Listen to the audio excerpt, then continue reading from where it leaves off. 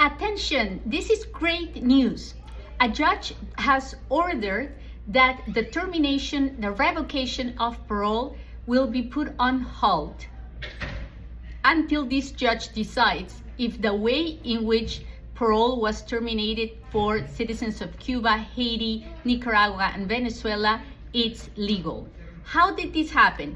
Well, the government announced a few days ago that the parole for Cuba, Haiti, Nicaragua, and Venezuela will be terminated because the government decided that they no longer wanted to have these immigrants in the United States. They had been allowed in the United States for 2 years with a permit to work, and the 2 years had not elapsed.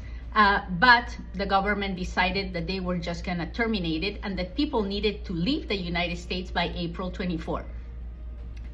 Civil organizations filed a lawsuit against the government because this termination was completely arbitrary, capricious, and because it didn't have legal basis.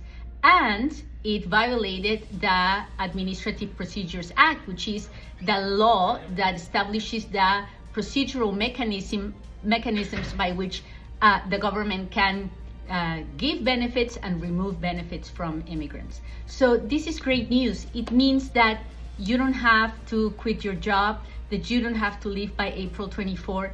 You will have to leave by the time your employment authorization expires. So depending on when is that you arrived, if you got an employment authorization for 2 years, most likely at the end of those 2 years, you will have to leave the United States. But this is great news. If you want more information, please follow us here in Immigration USA with Katia.